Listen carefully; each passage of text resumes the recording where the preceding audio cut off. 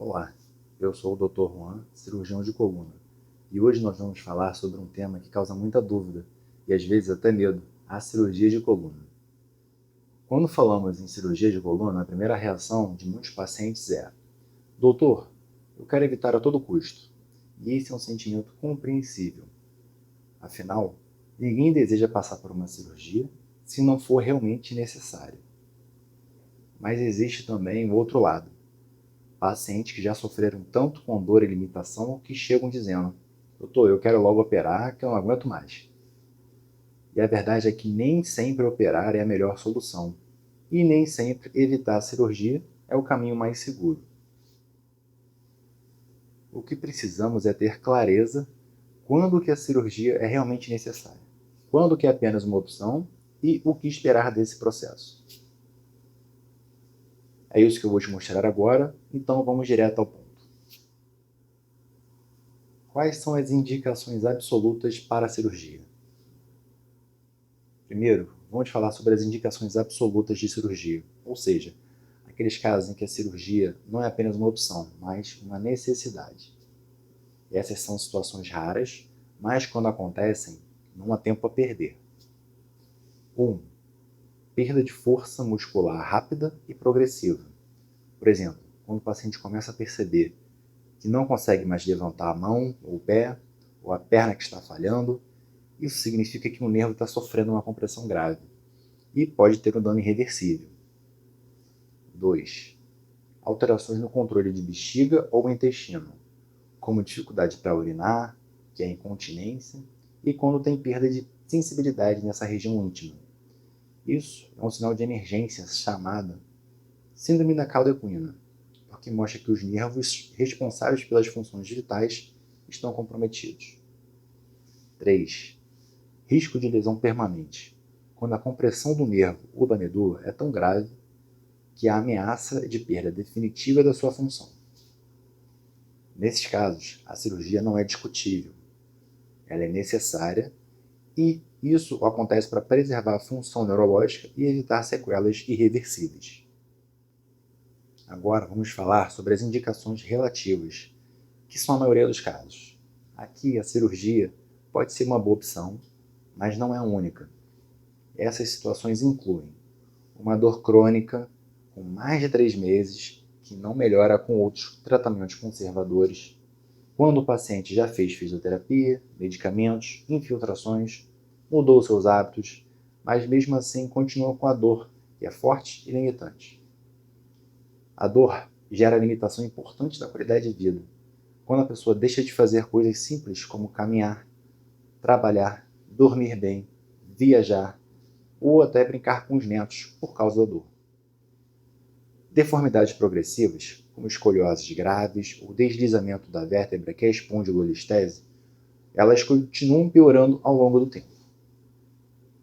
Nesses casos, a decisão pela cirurgia deve ser feita em conjunto, avaliando riscos, benefícios e expectativas do paciente.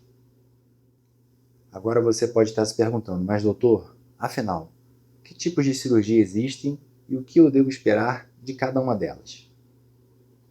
De forma simplificada, existem 3 grandes grupos. 1. As cirurgias de descompressão, são aquelas em que retiramos o que está apertando o nervo ou a medula, pode ser um fragmento de hérnia de disco, um osso crescido pela artrose, que é o bico de papagaio, ou um ligamento espessado, como o ligamento amarelo. O objetivo é aliviar a pressão e devolver espaço para os nervos. 2. As cirurgias de fusão ou artrodese. Nessas, unimos 2 ou mais vértebras com parafusos e enxertos ósseos. Isso é indicado quando existe instabilidade, ou seja, quando uma vértebra escorrega sobre a outra, causando dor e risco de lesão. A artrodese dá estabilidade, mas também reduz um pouco a mobilidade daquele segmento, daquele nível da coluna. 3. As cirurgias minimamente invasivas. Hoje, temos técnicas modernas que permitem operar com cortes menores, menos sangramento e uma recuperação mais rápida. Elas podem ser usadas tanto para descompressão como para fusão, dependendo do caso. O que esperar de uma cirurgia?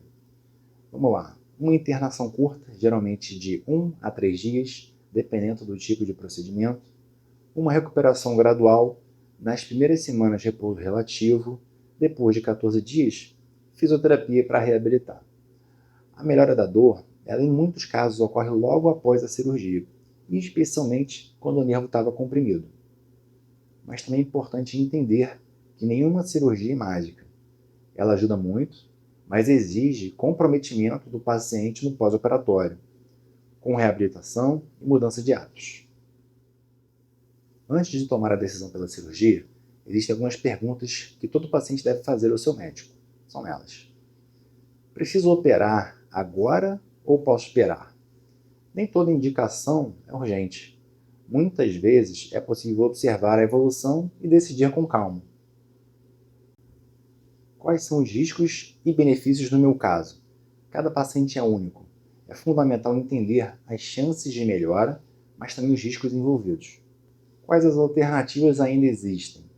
Às vezes, ainda há espaço para outros tratamentos menos invasivos. Saber disso ajuda a tomar uma decisão mais segura. Como será minha recuperação? Perguntar sobre o tempo de afastamento, restrições, fisioterapia e retorno às atividades é essencial para ter expectativas realistas. Essas perguntas ajudam o paciente a se sentir parte ativa do processo e a tomar uma decisão consciente. Vamos recapitular.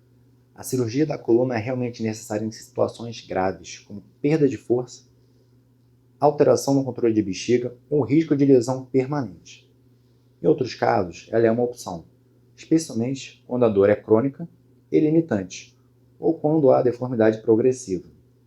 Existem diferentes tipos de cirurgia, cada uma com seus objetivos e indicações específicas. A decisão deve ser tomada junto ao médico, avaliando riscos, benefícios e alternativas.